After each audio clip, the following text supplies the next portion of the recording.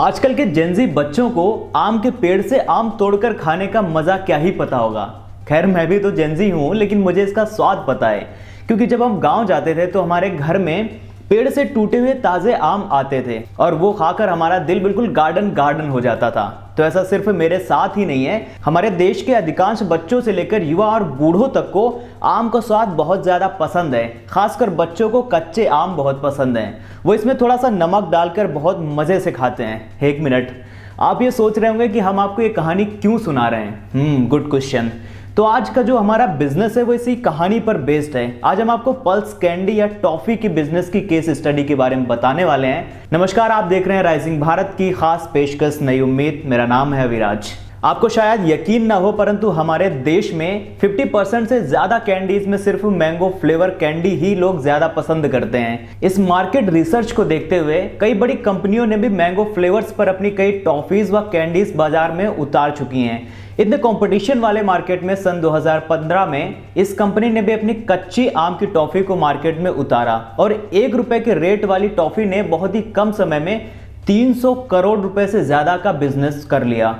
तुलसी बाबा तंबाकू, रजनीगंधा, पर्ल इलायची और कैच मसाले को बनाने वाली कंपनी डीएस ग्रुप ने साल 2015 में भारतीय बाजार में पल्स कैंडी की शुरुआत की। जल्दी लोगों को इस कैंडी का स्वाद इतना पसंद आने लगा कि लोगों ने इस कैंडी को हाथों हाथ लिया और इसकी डिमांड बहुत ज्यादा बढ़ने लगी।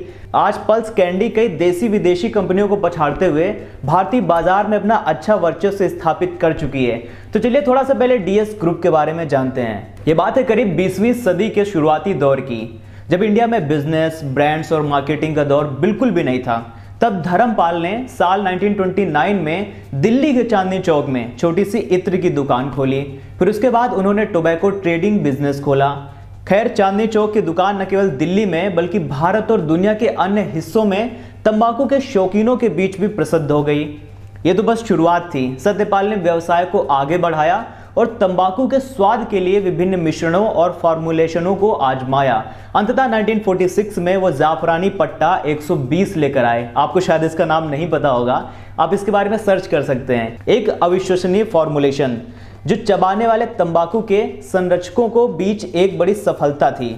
देखिए, अगर बात करें तो डीएस ग्रुप की मार्केट रिसर्च टीम के मुताबिक भारतीय लोगों को कच्चा आम खाना काफी ज्यादा पसंद है और साथ ही वो कच्चे आम पर मसाला का भी प्रयोग करते हैं, जिससे उसका स्वाद काफी खट्टा मीठा हो जाता है, यानी कि खटमिठा जिसको हम अपने हिंदी जबान में बोलते हैं। कंपनी को यह आइडिया काफी पसंद आया। उन्होंने अपनी नई कैंडी पर यह आइडिया आजमाने के बारे में सोचा। उन्होंने अपनी कैंडी के अंदर के भाग में भारतीय टेस्ट को ध्यान में रखते हुए एक स्पेशल मसाले को डाल दिया, जिसे कैंडी खाने वाले व्यक्ति को पहले तो कच्चे आम का टेस्ट आता है, फिर कैंडी के बीच में रखे मसाले का धीरे धीरे टेस्ट आना शुरू हो जाता है, जिससे कैंडी का स्वाद भी धीरे धीरे काफी बढ़ता जाता है। डीएस ग्रुप अपने इस कैंडी का पहला ट्रायल फरवरी 2015 को गुजरात में करते हैं। गुजराती लोगों को इसका स्वाद इतना ज्यादा पसंद आता है कि इसकी डिमांड दिन प्रतिदिन बढ़ने लगती है। बहुत सारे लोगों को कैंडी का पूरा डब्बा ही खरीद कर ले जाने की आदत लग जाती है।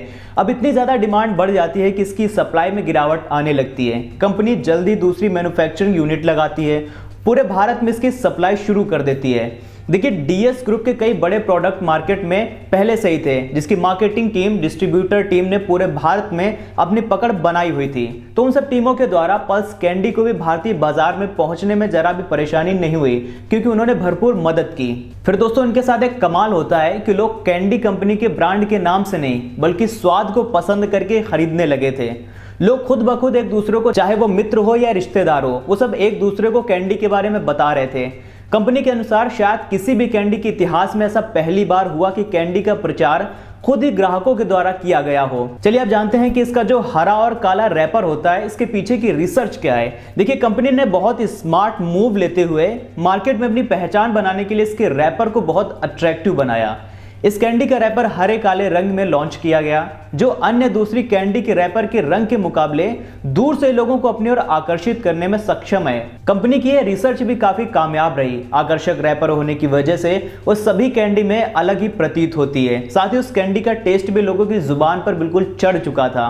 पल्स कैंडी के प्रचार की जो टैगलाइन है, कंपनी की ओर से पल्स कैंडी के प्रचार के लिए दुनिया भर में एक ही टैगलाइन को चलाया गया और ये टैगलाइन बहुत मजेदार है। आपने भी टीवी में देखा होगा, फोन में देखा होगा एक छोटी सी पंच लाइन से पल्स कैंडी की बड़ी ब्रांडिंग हो रही थी। पल्स को पूरे भारत में लॉन्च करने के बाद टीवी, न्यूज़पेपर सभी जगह इसके प्रचार के लिए सिंगल टैग लाइन प्राण जाए पर पल्स न जाए, ये इसकी डिमांड को मार्केट में अभी तक बनाए रखा। तो दोस्तों ये थी अनोखी कहानी पल्स कैंडी की, किस तरीके से बिजनेस बनाते हैं और भारतीय बाजार में अपना सिक्का चलाते हैं। फिलहाल आज के लिए इतना ही। देखते रहिए राइजिंग भारत, तब तक के लिए शुक्रिया, अलविदा।